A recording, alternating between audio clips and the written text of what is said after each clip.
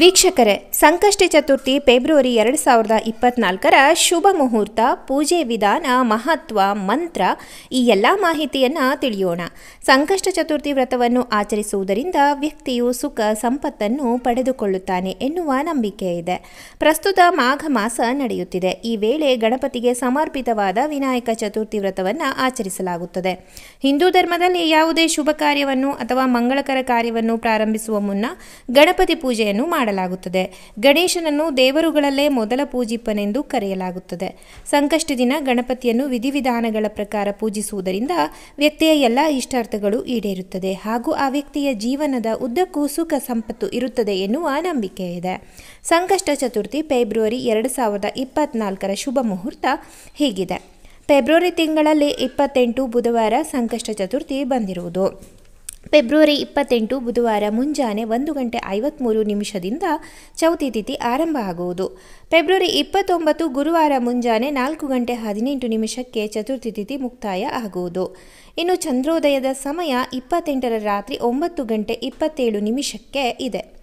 ಸಂಕಷ್ಟಿ ಚತುರ್ಥಿ ಪೂಜೆಯ ವಿಧಾನ ಈ ರೀತಿಯಾಗಿದೆ. ವಿನಾಯಕ ಚತುರ್ಥಿ ದಿನದಂದು ಬ್ರಾಹ್ಮಿ ಮುಹೂರ್ತದಲ್ಲಿ ಎದ್ದು ಸ್ನಾನ ಮಾಡಿ ಶುಭ್ರವಾದ ಬಟ್ಟೆಯನ್ನು ಧರಿಸಿ ಗಣಪತಿಯ ವಿಗ್ರಹವನ್ನು ಅಥವಾ ಫೋಟೋವನ್ನು ದೇವರ ಕೋಣೆಯಲ್ಲಿ ಪೀಠದ ಮೇಲೆ ಪ್ರತಿಷ್ಠಾಪಿಸಿ 2 ದೀಪವನ್ನು ಬೆಳಗಿಸಿ ಗಣೇಶನನ್ನು ಪೂಜಿಸುವ ಮುನ್ನ ಒಂದು ಕೈಯಲ್ಲಿ ನೀರನ್ನು ತೆಗೆದುಕೊಂಡು ಪೂಜೆಯ ವಿಧಿವಿಧಾನವನ್ನು ಮಾಡುವುದಾಗಿ ಪ್ರತಿಜ್ಞೆ ತೆಗೆದುಕೊಂಡು ಗಣಪತಿ ವಿಗ್ರಹದ ಮುಂದೆ ಅಥವಾ ಫೋಟೋದ ಮುಂದೆ ಕುಳಿತು ಉಪವಾಸ ವ್ರತವನ್ನು ಮಾಡುವ ಮತ್ತು ಗಣಪತಿಯನ್ನು ಪೂಜಿಸುವ ಪ್ರತಿಜ್ಞೆಯನ್ನು ತೆಗೆದುಕೊಳ್ಳಿ. ಪೂಜೆಯನ್ನು ಪ್ರಾರಂಭಿಸಿ. ಪೂಜೆಯ ನಿರ್ಣಯವನ್ನು ತೆಗೆದುಕೊಂಡ ನಂತರ ದೇವರಿಗೆ ನಮಸ್ಕರಿಸಬೇಕು. ಇದಾದ ನಂತರ ಗಣೇಶನಿಗೆ ದೂರ್ವ, ಹಣ್ಣು, ಅಕ್ಷತೆ, ಮೋದಕ, ನೈವೇದ್ಯ ಮುಂತಾದ ಪೂಜೆ ಸಾಮಗ್ರಿಗಳನ್ನು ಭಕ್ತಿಗನುಗುಣವಾಗಿ ಅರ್ಪಿಸಿ. ನಂತರ ಈ ಗಣಪತಿ ಮಂತ್ರವನ್ನು ಪಠಿಸಿ. ಓಂ ಗಂ ಗಣಪತೈ ನಮಃ ಇದನ್ನು ಪಠಿಸಿ ನಿಮ್ಮಲ್ಲಿ ಲಭ್ಯವಿರುವ ಯಾವುದೇ ಪೂಜೆ ಸಾಮಗ್ರಿಗಳಿಂದ ಗಣೇಶನನ್ನು ಪೂಜಿಸಿ. ಈ ದಿನದಂದು ನೀವು ಬಯಸಿದರೆ ನೀವು ಶ್ರೀ ಗಣೇಶನ ಅಪಾರ ಅನುಗ್ರಹವನ್ನು ಪಡೆಯಲು ಗಣಪತಿಯನ್ನು ಸ್ತುತಿಸಬಹುದು ಅಥವಾ ಗಣಪತಿಯ ಯಾವುದೇ ಮಂತ್ರವನ್ನು ಪಠಿಸಬಹುದು. ಗಣೇಶನ ವಿಗ್ರಹದ ಮೇಲೆ ಸಿಂಧೂರವನ್ನು ಹಚ್ಚಿ ನಂತರ ಗಣೇಶನಿಗೆ 21 ಬೆಲ್ಲದ ಅಚ್ಚುಗಳ ಜೊತೆಗೆ 21 ಗಂಟು ದೂರ್ವ ಹುಲ್ಲುಗಳನ್ನು 21 ಬಾರಿ ಗಣೇಶನಿಗೆ ಈ ದಿನ ನೀವು ಅರ್ಪಿಸಬೇಕು. ಇದಲ್ಲದೆ 21 ಮೋದಕಗಳನ್ನು ಮತ್ತು ಮೋತಿಚೂರ್ ಲಡ್ಡುಗಳನ್ನು ಸಹ ಅರ್ಪಿಸಬಹುದಾಗಿದೆ. ದೂರ್ವ ಅರ್ಪಿಸುವಾಗ ಈ ಮಂತ್ರ ಹೇಳಬೇಕು. ಗಣೇಶನಿಗೆ ಯಾವುದೇ ವಸ್ತುಗಳನ್ನು ಅರ್ಪಿಸುವುದಾದರೂ ನೀವು ಮಂತ್ರಗಳೊಂದಿಗೆ ಅರ್ಪಿಸಬೇಕು.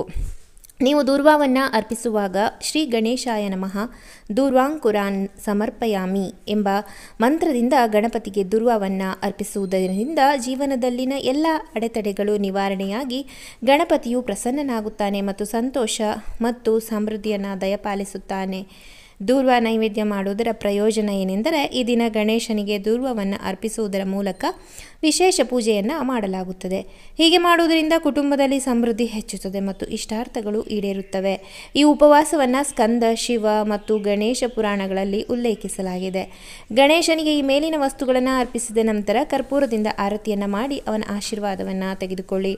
ರಾತ್ರಿ ಸಂಜೆ ಪೂಜೆ ಮತ್ತು ಮಂತ್ರವನ್ನು ಪಠಣೆ ಮಾಡಿ ಚಂದ್ರದರ್ಶನ ಮಾಡಿ ಅರ್ಘ್ಯ ಬಿಟ್ಟು ಉಪವಾಸ ವ್ರತವನ್ನು ಸಮಾಪ್ತಿಗೊಳಿಸುವುದು.